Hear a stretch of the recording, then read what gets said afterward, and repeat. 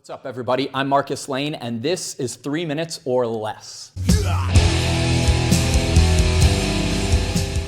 So if you've grown up in America, no doubt you've been shaped by the notion of the American dream that says every person should be free to pursue life, liberty, and happiness however you see fit.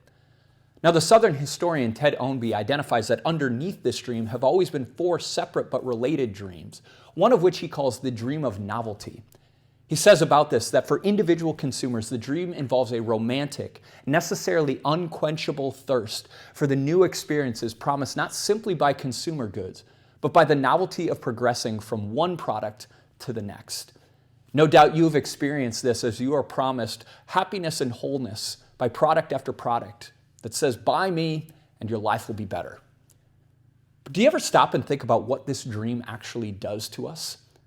I mean, inevitably, it creates in us this insatiable desire for something newer, something better all the time that will promise us wholeness and happiness, that will promise us a better life once we have it.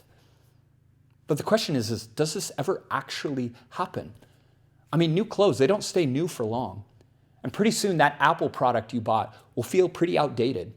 And there's always going to be a nicer car or a nicer house out there waiting for you.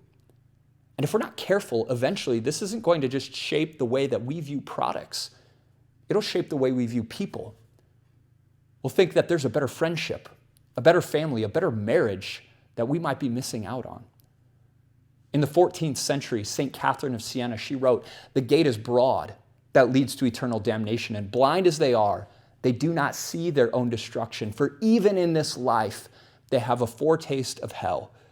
They are always suffering, wanting more than what they have."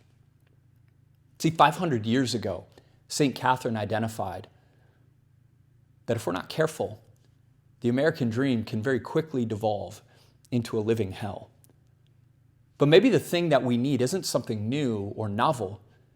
Maybe the thing that we really need is something old and lasting. In Acts chapter 17, Paul is speaking to the Athenians, and we're told about the Athenians that they love the idea of novelty. They spent all their time listening to and telling something new.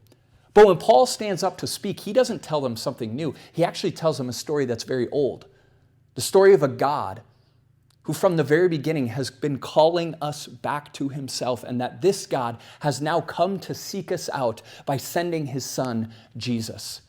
You see, the fleeting joy over having a new product or enjoying a new experience, that's a mere shadow of what we find in Jesus. In Jesus, we have been welcomed into the kingdom of God, and we are promised that God is pouring out on us all of the treasures he has in store for his creation. You see, his promises aren't fleeting like the experience of novelty. They don't fade and they can't be taken away. They last and they endure, and we're promised that his mercy is new every single morning. Because in Jesus, we don't just get something new. He promises that he's making us new.